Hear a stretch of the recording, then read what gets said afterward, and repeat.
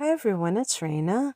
So this video is if you have your natal Venus either trining or sextiling Pluto. Before I get into this, I just want to review what Venus and Pluto represent in astrology. Venus is something we naturally associate with love, but it's also aesthetics, it's beauty. And this can be anything that brings beauty to the world. So, art, appearance, the things that you do to express yourself. So, it might even be like your clothing and things like that. And your relationships can be love. It doesn't just have to be your spouse or your significant other, or whatever you want to call him or her. Pluto is connected to power. It's connected to what is hidden, what needs to be purged. Money can be connected to Pluto. So when you have any kind of contact between two planets, you look at the signs that they represent or that they rule. And it makes it easier to kind of conceptualize, because you can say that this combination is like having Venus and Scorpio, because Pluto is one of the rulers of Scorpio. But it's more harmonious. It's more of the light side of the equation than if you had Venus square Pluto. It would be more of the challenging aspects of Venus and Scorpio. And another thing that I would, the connections that I would draw is that both Venus and Pluto can be connected to money, actually in opposing houses, because Venus rules the second house, which is the house of Taurus, and it's, the person's money and possessions. And the eighth house is ruled by Scorpio, and Pluto is one of the rulers of that house, along with Mars. And Pluto, so it can be inheritances, other people's money, shared resources. Like, when you're married or you're cohabitating and your partner's money becomes your money, even if you have separate bank accounts. Well, as we know, or as it has been said, money is the number one reason why couples break up. I don't know if that's true, but it stands to reason that arguments over how people spend their money, what they spend it on, might be fueling a lot of the conflict within couples. But when you're talking about that, there's also the underlying power struggles of like who gets to dictate to the other what they do with their own resources, or, perceived shared resources. So power struggles. So sometimes those can come about when you have Venus making contact with Pluto. But in this case, because we're talking about two aspects which are supportive, the trine and the sextile, you may experience more of the good stuff, meaning that you experience you experience abundance in general, maybe through other people, through getting some kind of inheritance that in some cases, because Pluto can confer wealth, can be quite large. In addition to ruling the second house of earned income, Venus rules the seventh house of committed partnership in the sign of Libra, which makes a lot of sense because we associate Libra with partnerships of various forms, not just, romantic partners. And this combination, according to astrology.com, can be great for people who are counselors, um, or that you may be talented in this area, because the seventh house, this is, what I'm assuming they're talking about, is that the house, the seventh house that Venus rules, it's relationships, but it's one-on-one relationships. So that can include you and clients. And Pluto is therapy or any kind of transformative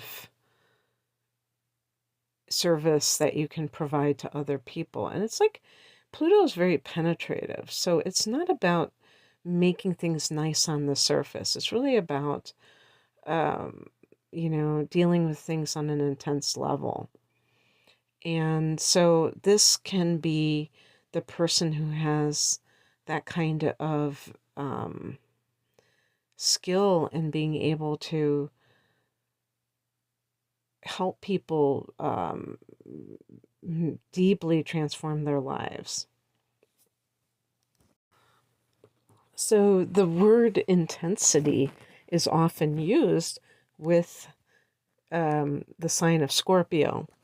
But the truth is that we can say the same thing about Pluto. And also, another thing that I personally say about Scorpio and therefore Pluto is that there is an extreme quality. And what that means is that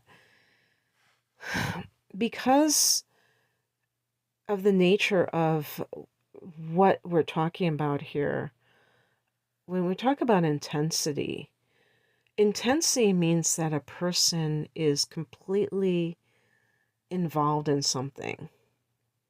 What's the opposite of intensity? Maybe sometimes you could say superficiality or disinterest, but intensity is more of an emotion, not, an intellectual exploration. So, but anyway, the point is that when somebody is intense, they're bringing their all to a situation. Indifference, I would say, is the opposite of intensity. So when you're dealing with people, and I would say dealing with anything in life, but people come up with Venus, I suppose, that you are either totally into it or indifferent to it.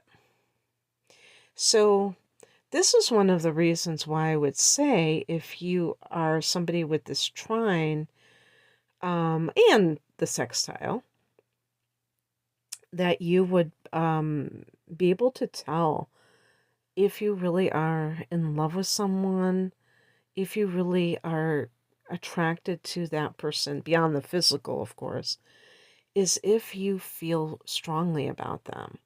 If you don't, then chances are this is probably not the one. There may be things that you have in common with that person. You may have fun with that person, but you may sense at a deeper level that they're not the one. Because, an example is that I do personal readings for relationships. I've done, many. And sometimes people bring to me more than one person that they're interested in. And a lot of times I'll say, there's a good chance that neither one of them is the one for you, because I just don't believe that people can look at a potential life partner as being interchangeable with somebody else. And this is probably because I have the moon in conjunction with Pluto myself, which is like having the moon in Scorpio. And that's my attitude towards emotions and therefore relationships, is that either you feel it or you don't. And the reason that people do have this kind of confusion sometimes is maybe they have a sun and or moon in an air sign, and so they're kind of analytical, but they're not really that in tune with their feelings, or maybe they distrust feelings that are intense. Maybe they think that intensity means heaviness and something that they don't want in their life. So it can be kind of like a lack of perception of what it really means, or something along those lines. So it's very interesting how this can play out. Although they didn't mention it specifically. Oh yeah, well they said personal. They used the phrase personal style and aesthetic. So I do think that could include like your the way that you dress. That can be very dramatic, and so the colors that I would associate with Pluto, by extension of Scorpio, are like maroon and black in particular. Anything that's dramatic and bold, but also very like deep, rich, and mysterious. Um, you can use this, and well, it's not like you can. This is probably what you do if you are artistic. This, any kind of way that somebody's creative, you bring that intensity to that, and that is actually a very powerful skill to have, because the most memorable art is one that moves us, in my opinion. And so yeah, that's something that can leave an impact on other people.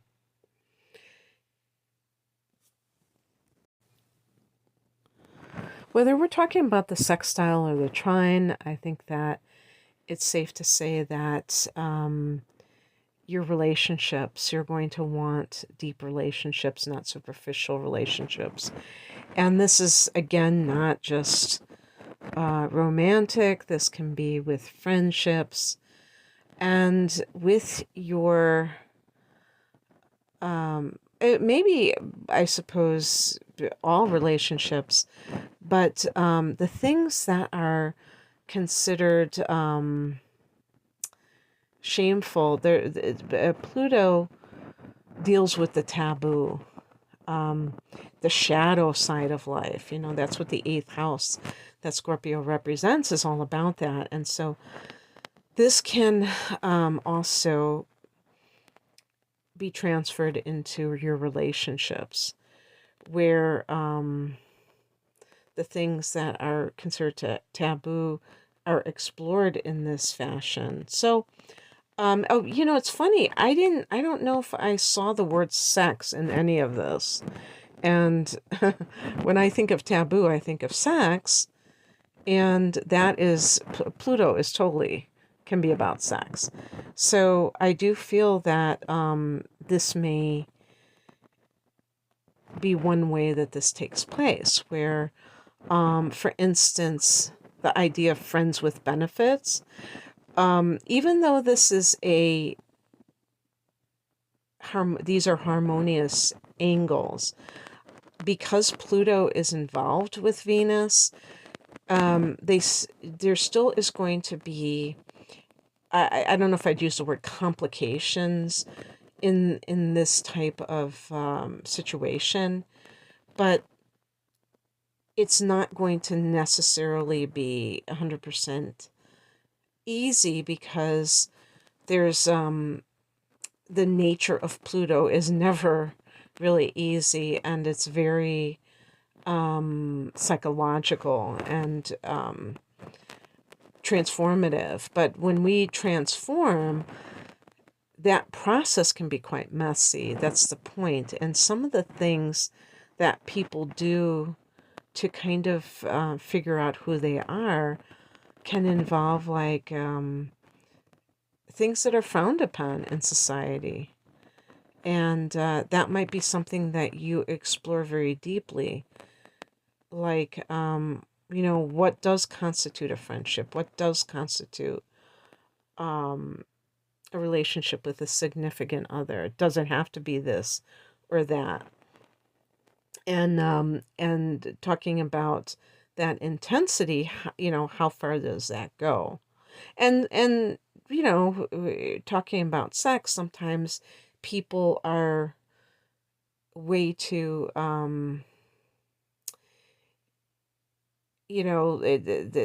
too quick to use sex as a way to achieve intimacy of the emotional variety, and they have to find out the hard way that it's not a shortcut, that you can't, that there is another type of intimacy besides sexual, that emotional intimacy is definitely a part of these